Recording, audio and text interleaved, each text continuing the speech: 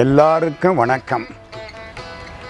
இந்திய நாட்டில் தங்களுடைய வாழ்க்கையை வாணிகத்துக்கும் கடவுளுக்கும் பங்கு வைத்தவர்கள் நாட்டுக்கோட்டை நகரத்தார் பெருமக்கள். தமிழ்நாட்டில் கிட்டத்தட்ட 1.5 லட்சம் பேர் இவர்களுடைய ஜனத்தொகை. காஞ்சி பரமாச்சாரியார் 100 ஆண்டு வாழ்ந்த சந்திரசேகரேந்திர சரஸ்வதி சுவாமிகள் ஒரு முறை கூறினார்கள், இந்து தர்மத்தின் கோட்டை காவலர்கள் நாட்டுக்கோட்டை நகரத்தார்கள். இந்த நாட்டுக்கோட்டை நகரத்தார்கள் கிட்டத்தட்ட 5000 ஆண்டு சரித்திரத்துக்கு சொந்தக்காரர்கள். நாகநாட்டிலிருந்து காஞ்சிபுரத்துக்கு வந்தார்கள், காஞ்சிபுரத்திலிருந்து காவிரிப்பூம்பட்டினத்துக்கு வந்தார்கள், காவிரிப்பூம்பட்டினத்திலே இருந்து ராமநாதபுரம், சிவகங்கை, புதுக்கோட்டை மாவட்டங்களுக்கு வந்தார்கள். இவளது வரலாறு இவர்களுக்கு உரியது. 1820 சிங்கப்பூருக்கும் பினாங்குக்கும் பாய்மரக் கப்பல் மூலம் சென்று வணிகம் செய்தவர்கள். அப்படி வணிகம் செய்கிற பொழுது கடவுள் நமக்கு துணையாயிருக்க வேண்டும் என்று வேலாயுதத்தை கொண்டு சென்றவர்கள். இவர்களுடைய வாழ்க்கை முக்கியமாக இறைப்பற்றோடு தொடங்குகிறது. பொதுவாக நம்ம என்ன சொல்லுவோம், கோத்திரம்னு சொல்லுவோம். நீங்கள் என்ன கோத்திரம் அப்படித்தான் கேட்கறது. இவங்களை பொறுத்த மட்டும் இந்த 1,40,000 பேர் கிட்டத்தட்ட இவர்கள் சிவகோத்திரம். எப்படி பிரிந்தார்கள் தெரியுமா? 9 நகர கோயில்கள், கோயிலை வைத்து பிரிந்தவர்கள். 9 கோயில்கள். ஒரு கோயிலுக்குள்ள உள்ளவங்க அண்ணன் தம்பி, இன்னொரு கோயிலுக்குள்ள உள்ளவங்கள்ட்ட தான் சம்பந்தம் பண்ணிக்கலாம். ஏறத்தாழ 9 விதமாக இவர்கள் பிரிந்தார்கள்.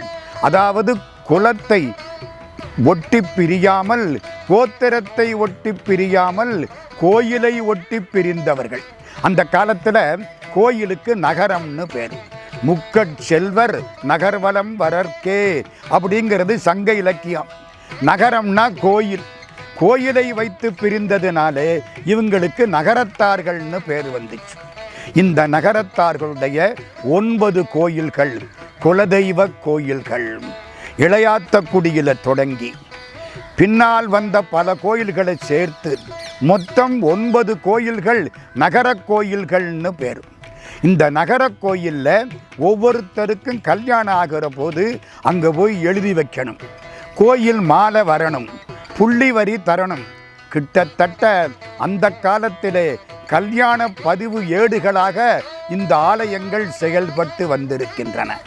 எத்தனை புள்ளி கல்யாணமானாத்தான் புள்ளின்னு பேர். கல்யாணம் ஆனது எங்கே பதியப்படும்?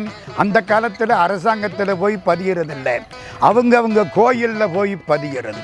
அப்போது இந்த கோயில்கள் மிகச்சிறந்த ஆவணங்களையும் தங்களுக்குள் கொண்டிருந்திருக்கின்றன. 9 கோயில்கள்: இலுப்பக்குடி கோயில், இளையாத்தக்குடி கோயில், இரணையூர் கோயில், சூரக்குடி கோயில், நேமங்குடி கோயில், பிள்ளையார்பட்டி, மாத்தூர், வைரவன் கோயில், வேலங்குடி. 9 கோயில்கள். இந்த கோயில்கள் பாண்டிய மன்னனால் இவர்களுக்கு 8ஆம் நூற்றாண்டின் தொடக்கத்தில் கொடுக்கப்பட்டன.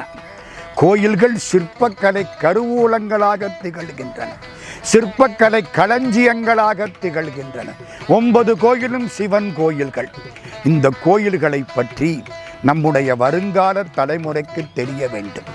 யாருக்கெல்லாம் கலையில் ஈடுபாடு உண்டோ, யாருக்கெல்லாம் கடவுள்பால் பக்தி உண்டோ, அவர்கள் அனைவரும் தெரிந்து கொள்ள வேண்டிய எத்தனையோ செய்திகள் இந்த கோயில் சிற்பங்களில் இருக்கின்றன.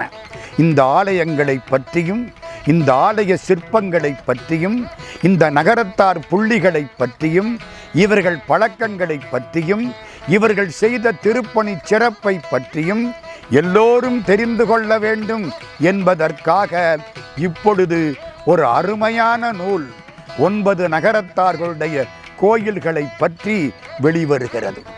ஒவ்வொரு நகரத்தார் வீட்டிலும் இந்த நூல் கட்டாயமாக இருக்க வேண்டும். நீங்கள் யார், உங்கள் கோயில்கள் எப்படிப்பட்டவை என்று யாராவது கேட்டால் ஒரு நூலை எடுத்து போட வேண்டும். அப்படிப்பட்ட ஒரு நூல் முதல் முறையாக இப்பொழுது தயாராகி கொண்டிருக்கிறது.